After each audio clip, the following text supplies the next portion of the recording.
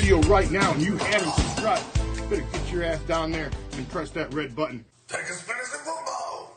Welcome back, YouTubers. I'm bored as shit, and I'm also Jason Wiersema. This is Tankers Fantasy Football, and you know, I'm getting bored out there, but I am in the midst of doing a dynasty startup draft right now. We are in starting the 7th round here pretty soon. I've made a couple of trades. I've moved up a couple times. I've moved back once, but I've moved up to draft 2 Packers. Forsaken me, Bears. What have I done, Bears? What have I done? But, you know, it feels good, you know, get your mind off. You get out there and grind, do a dynasty startup draft. There's a long draft, too, like 8 hours a pick limit out there. So, you know, about a round and a half a day out there grinding. You know, hopefully there is an NFL season. I'm thinking there's going to be. Today we are going to talk about some mid-tier running backs. Running backs I got ranked from like 11 through 20 out here. See how many we get through within like 20 minutes. You know, I'll make the video too long out there for you. We are going to lead off with some Miles Sanders. Miles Sanders has 179 carries last year for 818 yards and 3 touchdowns at 4.6 yards per carry. He only averaged 13.7 PPR on the season, but when Jordan Howard went down, he never really came back with a shoulder situation. He averaged 20.5 PPR in the last 5 games. He had 626 snaps, which is 53% snap share out there. And if you look at, you know, the Eagles and Doug Peterson, they're always running back by committee. You look at the last few years of the running backs who have led the Eagles in snap count. You're looking at there last year, you had Smallwood with 324, only 30%. Year before was Blunt with 353 at 31%. And the year before that, the highest mark in the Doug Peterson era with Darren Sproles at 511 at 45%. I think, you know, Scott's probably going to steal some sex out there. Scott might be their new Darren Sproles, but I do think he can keep the percentage around this 53%, maybe move it up a tick, maybe even get a little bit closer to 60. If he does that, I think he's back into RB1 all day long. All right, we got some Leonard Fournette. This guy, he's dominating out there in the snaps. He's got 83% snap percentage with 918 snaps. 265 carries for 1,152 yards. He's lacking in the touchdowns this season, so, you know, positive regression in the touchdown category. Probably looking forward to you for some Leonard Fournette out there. He only had 3 touchdowns, 17.6 PPR average, 7th in PPR points, you know, 76 receptions on 100 targets. So he's out there eating, getting 522 receiving yards as well, but 0 receiving touchdowns. So, you know, 3 touchdowns on the year. I think if he continues to get 83% snap share, I mean, and the Jaguars aren't there, you know, out there complete fucking filth, puke garbage, you know, if they're out there grinding just a little bit, I think he can get those touchdowns at least back into that 8 and 9 range for you and get it sexy for you. I'm feeling good about him out there. He had 4 or more receptions. Well, hold on a second. In 11 of 15 games, he had 4 or more receptions. Let's not get ahead of ourselves out there. 11 of 15 games, he had 4 or more receptions. He only had 4 games over 20 PPR points, but only had 1 game under 10 PPR. So he's out there, you know, all he's eating. He's living off volume. He's catching all these balls. He's, you know, he's pretty sexy deluxe for you out there. I think he continue to be what we got him ranked 12 right here.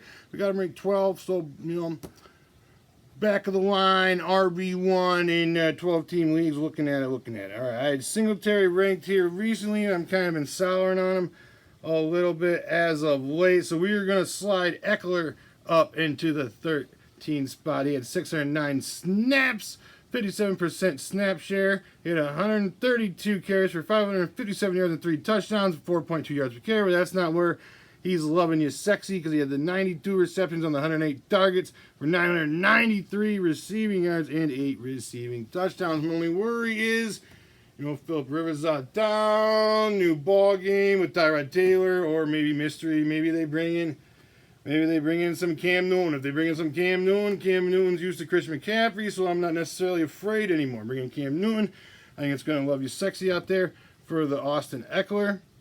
But I still got him here. I got him ranked 13. I got him ranked, I still got him here, I got him ranked 13. All right, so 3 games under 4 receptions, so that's pretty sexy. He had, 309 PPR points, 19.3 PPR average on the season, 18.2 in the last 5 games, and 7 games over 20 PPR, which is almost half of your season out there, and only 1 game under 10. And he was finished as the 5th ranked running back, sharing half of the season, or a little bit more than half of the season, with Melvin Gordon. So I think I'm all in here. I think Austin Eckler, Austin Eckler could outscore the likes of Fournette. Austin Eckler could outscore Miles Sanders, and he jump into the top 10. I mean, Austin Eckler could outscore Aaron Jones, Josh Jacobs, and Joe Mixon and Nick Chubb as well. So that could vault him right back into the top 5 where he was last year. Just, a little bit scared of the unknown of the quarterback situation right now. So we got him at 13 for the time being. All right. We're going to move on. I don't know. I think we're talking strictly redraft. I think we can give the nod to this next guy, to Kenyon Drake. I think we're going to move Singletary even farther back. We're going to keep pushing him back. Can't give it to Melvin Gordon. Not really sure. His 3-headed monster kind of looking like it's going to be going out there in Denver right now. So I'm going to give it to Kenyon Drake here at the 14 spot. Snap percentages through the roof. From week 9, he had 84% week 9. He had 64% week 10, 88% week the next game, then 80%, then 65, then 75, then 81, then finished with a whopping 96% on the last game. Fournette, like I said, had 83%. Zeke had 83. McCaffrey had 93.4, but I mean, this is a land where he was eating when he became the bell cow for the Arizona Cardinals after they trade him. David Johnson, he's out of town. They got DeAndre Hopkins. Their offense is looking even more sexy. That's telling me even more red zone opportunities. And if he's going to be on the field as much as he was, even tick it down to, say, 70%. I think 70% still gets him at this RB14 range. I mean, if he gets up there and he's working with 80, 85% like he was in a lot of these games, might be able to bump him up into the top 10 out there. I mean, 22.4 average the last 5, 31.7 in the last 3. He had 3 of his 8 games. He had 28 PPR or higher, but in 3 games with the Cardinals, he had 10.1 or less. So, like these other guys ahead of him, they're not really hurting you. They're never really good. They're only going under 10. And the one time this season, he hit you with 3 times in the 8-9 games he played for the Cardinals. So that knocks him down a little bit of a tick, but the explosion is there, and I am feeling it, baby. All right, we're going to bring in Singletary now. We're going to give him the nod now. We're going to give him the nod at 15. There was sniffs. There was rumors of Melvin Gordon coming to town, but that's all gone, baby. That's all gone. Melvin Gordon and dinner. I mean, they could possibly bring in somebody else, but as of right now, Frank Gore's out of town. Is the guard. He looks sexy over the last half of the season. Did Singletary had 540 snaps, just under 50% snap share at 49.5%. Gore played 35%, which is gross, unacceptable. I mean, half of those is him just dying at the 1 yard line. Just give it to Gore so we can watch him fucking die again at the 1 yard line. I'm so sick of it. I'm glad it's over. But I know Josh Allen is probably going to be kind of sniping touchdowns like Cam Newton used to do at the goal line, but I don't know. I think in PPR, Singletary will be all right for you out there. And, he could get to 65%, which is right around, if he gets to the 65%, he moves up to the 50%, gets to the 65%, which he can, which I think they should do. He will enter the likes of Aaron Jones, who had 61%, Nick Chubb, who had 68%, and even the amazing Derrick Henry only played 59% of his offensive snaps during the season. So, I mean, we're looking at Singletary get his ass up to 65%. We can get solid top 15, maybe even top 12. We got him at 15 right now. Because, the unknown, they probably bring in somebody else. Maybe, fucking Bills, goddamn it. They did sell their draft for Stephon Diggs, so they don't really have enough capital to go around and dick around with bringing in a running back. So maybe we are a little bit safe on the Devin Singletary and his workload. I just took DK Metcalf over him in the Dynasty League we were at. I was sitting at 3 wide receivers. I was sitting at only 1 running back, and I was looking at DK Metcalf, I was looking at Singletary, and I was thinking to myself, Dynasty startup, I was thinking to myself, in 3 or 4 years, who the fuck are you going to want on your team, man? And I was like, it's It's got to be DK Metcalf. I mean, these motherfuckers out there eating, you know, RB2 turnover in the dynasty. That's on the yearly. I think you get a DK Metcalf at your wide receiver 4 with the likes of Hopkins, Devontae Adams, and Mark Cooper. I think that's fucking mowing motherfuckers down out there. All right. Singletary was out there playing. He didn't really get you that sexy out there. He had the 151, 775, 2 touchdowns, 5 yards a carry though, so that's sexy. You know, I mean, he had 29 receptions for just under 200 yards and 12.3 PPR average on the season. 12.3 PPR average, that's fucking hurting. He needs to get that shit up. He needs to get that shit up right now. I mean, that's not going to get it done for anybody with a 12.3 PPR average. But, you know, I mean, I'm lonely out there, you know, guys. You know, hit me with some comments down there. We can have a little chat ski. I was thinking about going live. Maybe me and Travis can go live separately from each other's houses out there. Illinois is on the lockdown, as you know. So, I mean, we're going to get, we might do some live, maybe do some back and forth with you guys, you know, kind of feel it out, feeling good, put it down, you know. We can talk in the comment section here, though. Do not be afraid. I am always here for you and getting down out there. All right, we're going to bring up some Melvin Gordon next. I mean, you know, we're going to give him the nod. We're going to give him the nod over guys like Le'Veon. We're going to give him the nod over Montgomery, David Johnson. Give him the nod over Gurley and Kareem Hunt. I think Gurley's workload in Atlanta is tantalizing, though. I'm just so afraid of that situation. So we're going to give the nod to Melvin at 15.1 PPR average, just below Chris Carson at 15.5, and right above Gurley. Gurley had 14.6 last year, and Jacobs had 14.7. Bell also had 14.3. So, you know, Melvin was out there, you know, even though people think he had the down year, he wasn't really loving you that sexy, he still was doing pretty good. Like I said, he was averaging more than a lot of these notable guys out there. Still had his touchdown nose. He still had the 9 touchdowns in 12 games.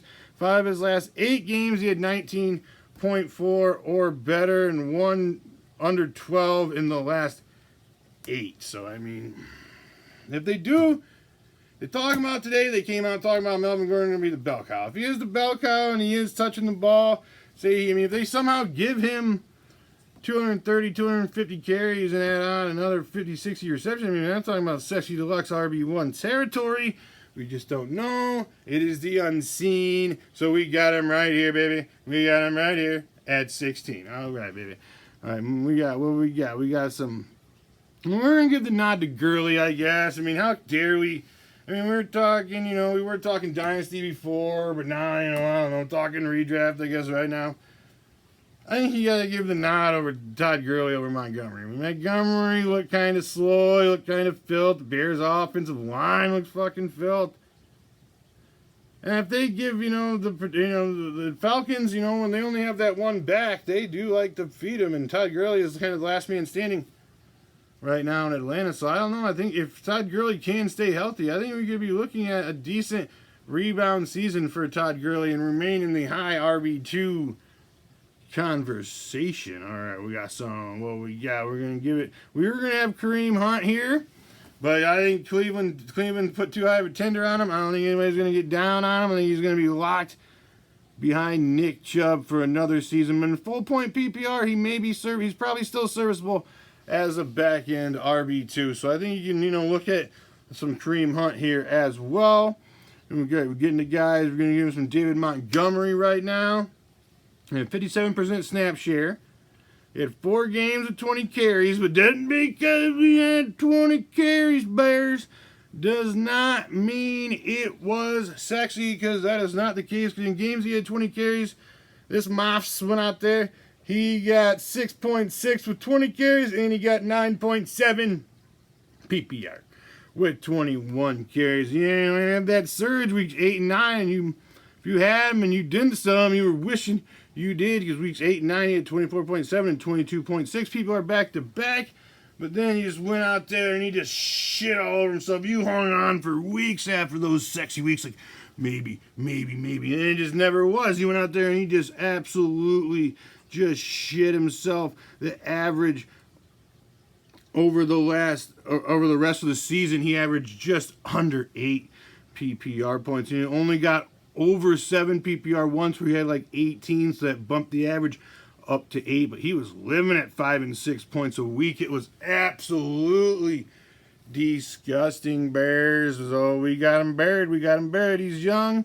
Maybe we get a rebound. You know, Ryan Pace's dipshit ass is going to give him another chance. So we got him in the top 20, baby. All right, Le'Veon Bell. He had a high snap share, 77%. You know, but he only finished 17th in PPR with a 14.3 average that we went over earlier. He had the shitty 30.2 yards per carry.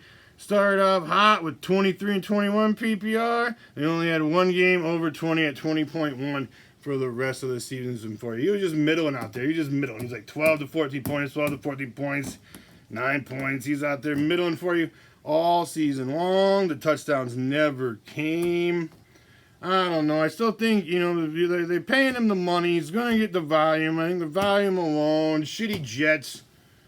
But I think the volume alone gets him in the top 20, baby. All right, round out the top 20. We have some David Johnson, who really knows what, I mean, my goodness, they have to give him the ball. They just paid the piper. They took on David Johnson's grossly huge contract. Give him the fucking shovel. All right, we're giving Bill O'Brien the shovel. Bringing out the shovel.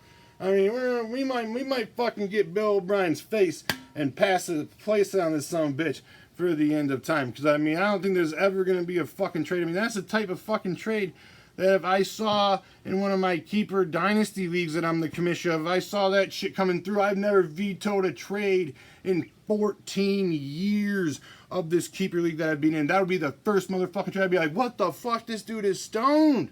Stoned off his ass, boys. I know the dope's legal now, but I mean, you gotta reel in on, you can't only reel in on 1 or 2 dabs. You can't be exploring in the 4 and 5 rounds. Then you start trading fucking DeAndre Hopkins for David Johnson. What the frig are you doing? I mean, oh my God, Bill O'Brien, you are dog shit, baby.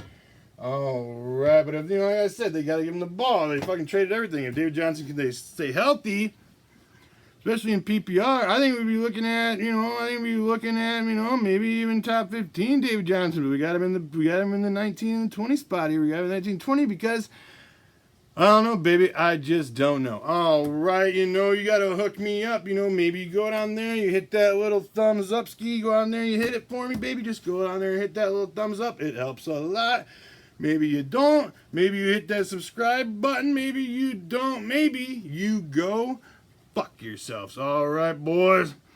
I'm going to get back to playing board games and watching reruns of The Office on Netflix. I think I just ran out of Michael Scott seasons, though, so I might have to change it up, boys. I just ran out of Michael Scott seasons, and I don't think the last 2 seasons without Michael is really necessarily worth watching. If you think so, if you think differently, get down there in that comment section and change my mind out there. Maybe some Robert California back in my life. All right, boys, holler at me.